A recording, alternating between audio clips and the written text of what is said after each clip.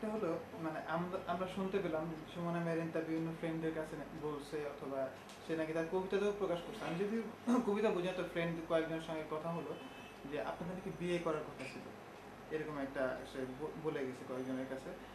তো এটার ব্যাপারে আপনার মত? এটা সম্পর্কে প্রথমত তো যে প্রশ্নই ওঠে না, আর সে যদি বলে থাকে আমি জানি না, কারণ আমার সাথে এমন কোনো সম্পর্ক এইভাবে হয়নি। আর আমার বয়স কিংবা আমার ন্যাচারালি এগুলো প্লাস আমার যা সামাজিক অবস্থান, সেই ক্ষেত্র থেকে আমার কোনো কমিটমেন্টে যাওয়া কিংবা কোনো ধরনের কোনো এই জাতীয় আশ্বাস কথা উচ্চারণ করা অনুচ্চারিত রাখা সম্ভব না। এই কারণে সম্ভব না, আমার 4টা বাচ্চা আছে এবং বয়স 57। সেই ক্ষেত্রগুলোও চিন্তা করতে হবে যে এটা প্র্যাকটিক্যালি যায় কিনা। এখন আমি যদি বলি আমি একটা সেলিব্রিটি, এখন আমার প্রতি কারো যদি আকর্ষণ হয়, সেই ক্ষেত্র থেকে যদি উনি কাউকে বলে থাকেন, এটা আমার জানা নাই আর কি। আমি কোনো দিন আভাসও পাইনি, কোনো ধরনের কোনো কিছুই হয়নি। আর একটা ছিল যে সে তো বলতো তো আমাকে, কারণ কবিতা আমি বললাম যে কবিতার হাতে পড়ে, এবং আমি তাকে ইনডাইরেক্টলি অনেক সময় ছোট কেবল কবিতা লিখছে, তো যারা কেবল কবিতা লিখে কিংবা পড়ে অনেক সময় প্রোটেক্ট করতে হয়, তা আমি অনেকটা প্রোটেকশনও দিতাম। এটা বলা যায় কিসের মধ্যে এমনিতেই প্রোটেকশনও দিতাম, যাতে করে গাছটা যেন না মরে যায়, লেখাটা যেন ঠিক হয়ে ওঠে। এটা হচ্ছে ট্রাই করছে একদম 100% ওপেনলি সে গুরু। আরেকটা হলো যে এটাও শুনলাম তো শোনা জায়গা থেকে আপনাদের ক্লিয়ার হয় যে সবকিছু ক্লিয়ার হয়ে যাওয়া হলো যে পয়লা ফাল্গুনে আপনারা বেশ একটা সময় কাটালেন। পয়লা ফাল্গুনে তো আমি করি এটা অনুষ্ঠানটা, এটা আমি নিজেও জানি। পয়লা ফাল্গুনটা আমার অনুষ্ঠান, আমার সময় কোথায় সময় কাটালো।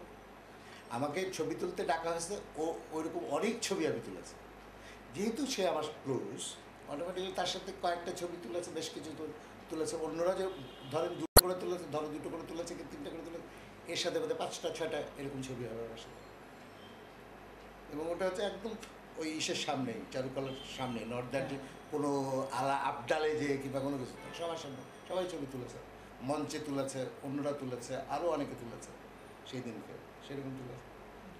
আর পিছনের সূত্র ধরে একটা বলতে হয় যে আরও একটা ব্যাপার শোনা যায়, এখনও মানে যারা ব্লগার ফ্রেন্ডরা আছে তাদের সঙ্গে কথা বলেছেন, তারাই দেখা যায় যে উল্টো এসে বলে যে আপনাদের নাকি একটা কমিটমেন্টের জায়গা ছিল যে আপনি বাহির থেকে আসার পর আপনাদের বিয়ে হবে, ঠিক আছে? বাইরে থেকে আসা মানে আপনি বাইরে গেছিলেন নাকি এরকম যে কলকাতাতে কোথাও জায়গায় গেছিলেন?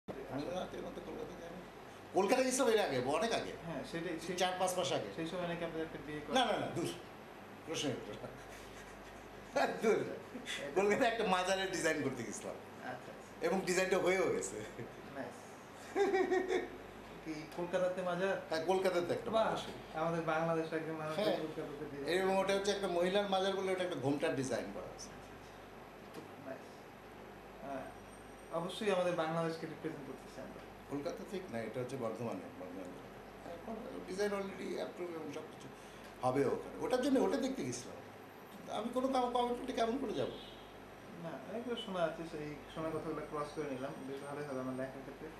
আর একটা হলো যে আপনি ওভারঅল একটা বিষয়টা বলেন যে মানসিক অশান্তির মানে কোন স্টেজে ছিল, যে স্টেজে থাকার কারণে সে বাসায় ভাঙচুর থেকে শুরু করে এই কাজগুলো করতো, এবং এইগুলো শোনো, আমার কাছে যেগুলো বলতে হচ্ছে, ওকে পেটানো হতো, ও থানায় গেছে, থানায় গিয়ে কেস করেছে, ওকে জারজ এসব বলতো, ওর কেউ নেই বলতো, ও যার জন্য প্রচুর বন্ধুদের সাথে গল্প করে সে, এটা সে বলতো।